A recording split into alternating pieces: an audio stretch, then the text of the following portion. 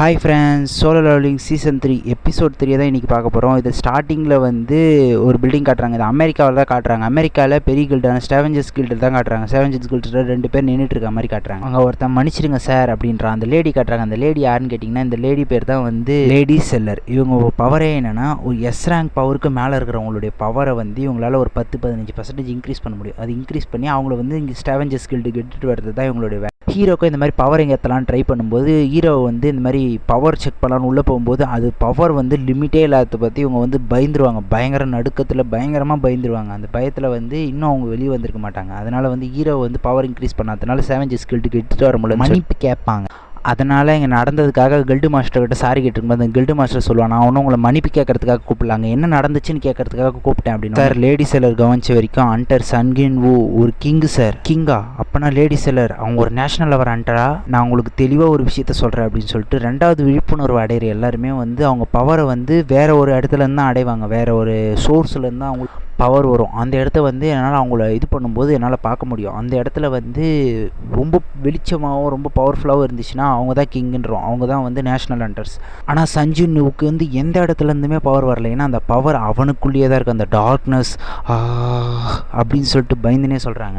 அதுக்கு அந்த கில்டோடைய மாஸ்டர்னா சொல்கிறான், டார்க்னஸ்ஸா? அப்போ சஞ்சுன்வோ ஒரு ஈவிலா அப்படின்னு. இல்லை நான் சொல்கிறது வந்து அவனுடைய பவர் வேறு எங்கேருந்து வரல, அவனுக்குள்ளேயே தான் அந்த பவர் இருக்குது அப்படின்னு அந்த பவருக்கு ஒரு எல்லையே இல்லை அப்படின்னோடனே பக்கத்தில் இருக்கிறவன் வந்து சஞ்சுனுவோ பவருக்கு எல்லையே இல்லையா அப்படின்னு யோசிப்பான். அந்த சஞ்சுனுவை பார்த்ததுலேருந்து அந்த பதட்டத்துலேருந்து இன்னும் கூட வெளியே வந்திருக்க மாட்டாங்க. அதை பார்த்த கில்டு மாஸ்டர், பரவாயில்ல லேடி செல்லர், நீங்கள் பண்ண வரைக்குமே போதும், நான் பார்த்துக்கிறேன்.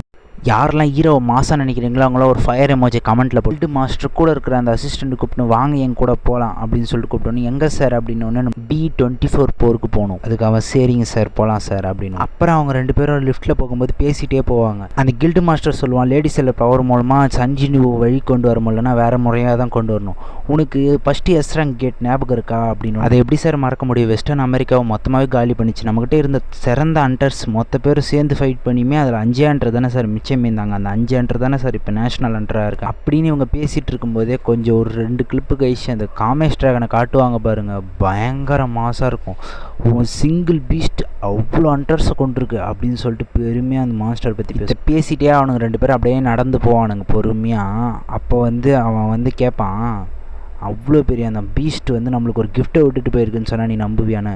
சும்மானா சொல்லாதீங்க சார் அப்படின்னோடனே, நான் ஏன்டா சும்மா சொல்லணும், உண்மையாக தான்டா சொல்கிறேன் அப்படின்னு சொல்லிட்டு அந்த டோரை ஓப்பன் பண்ணுவான். உள்ளே ஒரு ரூய் ஸ்டோன் இருக்கும். அதை பார்த்துட்டு, இதுதான் காமேஷ் டிராகனுடைய ரூய் ஸ்டோன், இது வந்து 8 வருஷமாக ரைட் முடிஞ்சதுலேருந்து இங்கே தான் இருக்குது, இதை சொந்தமாக்கிக்கிற அளவுக்கு எவனுக்குமே பவர் கிடையாது அப்படின்வான். அந்த ரூய் ஸ்டோனை பார்ப்பாங்க. உடனே இவனா சொல்லுவான், ஒன்ஸ் அப்பானிய டைம் இந்த காமேஷ் டிராகன் நம்மளுக்கு ஒரு பெரிய கிஃப்ட்டை தரப்போகுது அப்படின்னு. அப்படி பேசிகிட்டே காமேஷ் டிராகனுடைய ஸ்கல்லை காட்டுவாங்க. அது என்னடா ஜுராசிக் பார்க்கோடைய டைனோசரோட பெருசாக இருக்குன்ற மாதிரி பயங்கரமாக காட்டுவாங்க. இந்த பக்கம் ஹீரோவை அவன் கண்ணாடி பார்த்துட்டு, நான் அழகாயிட்டேனா? இல்லை, கொஞ்சம் சுமாராக தான் இருக்கேன், இருந்தாலும் இந்த சிஸ்டம் என்ன டேமேஜ் எல்லாம் ஹீல் பண்ணி கொஞ்சம் அழகாக தான் ட்ரை பண்ணுது அப்படின்னு சொல்லிட்டு இருப்பான். அப்படின்னு சொல்லி அவன் பேசிகிட்டு இருக்கும்போதே வந்து சரி அப்படின்னு சொல்லிட்டு அவன் தங்கச்சி பார்க்கறதுக்கு போவான். தங்கச்சின்னொடனே என்னென்ன அப்படின்னோடனே, நான் ரொம்ப அழகாயிட்டேனா அப்படின்னு கேட்டோடனே, உன் மூஞ்சி என் பேக்கு மாதிரி இருக்குது அப்படின்னோடனே அவன் செம்ம டென்ஷனாகி, என்ன எப்படி பேசுகிற, உங்கள்கிட்ட கேட்டதுக்கு நான் எங்கன்னா செருப்பால் தான் அடிச்சிக்கணும் அப்படின்னு சொல்லிட்டு திட்டிகிட்டு இருப்பான். நான் எஸ் ரேங்க் ஹண்டரு, நீ என்னை எட்டி உதச்சேன்னா உனக்கு தான் கால் வலிக்கும் அப்படின்னோடனே, நான் கூட தான் ஸ்கூலில் டாப் ரேங்க்கரு அப்படின்னோடனே, எங்கே அந்த பிட் அடிச்சது நீ அந்த எக்ஸாம்லையா அப்படின்வான். ஹீரோ கலாச்சி விளையாடிட்டு இருப்பான். உடனே ஹீரோ ஒன்று சொல்லுவான், நான் ஒரு கில்டு ஆரம்பிக்கலான் இருக்கேன்னொடனே, அப்போ எல்லோரும் உன்னை பாசு தான் சொல்லுவாங்க அப்படின்னோடனே, ஆமாம் அப்படி தான் சொல்லி ஆகணும், என் கில்டுக்கு சோலோ பிளேயர் கில்டுன்னு வைக்கலான் இருக்கேன். என்னது சோலோ பிளேயர் கில்டா?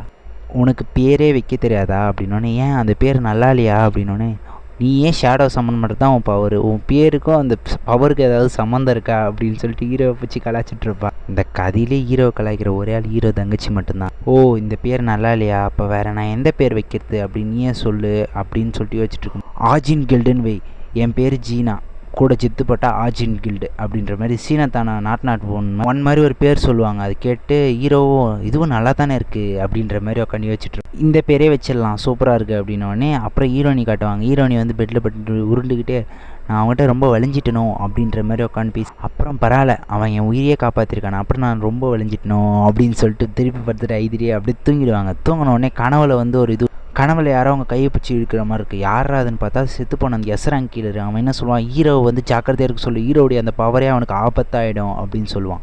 அந்த எஸ் ரேங்க் கில்லர் அப்படியே பேசிகிட்டே இருக்கும்போது ஹீரோனி பட்டுன்னு எழுந்துருவா. எழுந்த உடனே அப்படியே பயத்தில் எழுந்துட்டு உடனே கத்திட்டு இருப்பா. இதோட இந்த எபிசோட் முடியுது. இந்த எபிசோட் யார் யாருக்கெல்லாம் ரொம்ப பிடிச்சிருந்துச்சு அவங்களாம் லைக் பண்ணுறேங்க. அடுத்த எபிசோடு இதோட தரமாக வரும். அதனால் மறக்காமல் நம்ம சேனலை சப்ஸ்கிரைப் பண்ணி போட்டுருங்க. அடுத்தடுத்த எபிசோடு வந்தோன்னே உங்களுக்கு மெசேஜ் வரும்.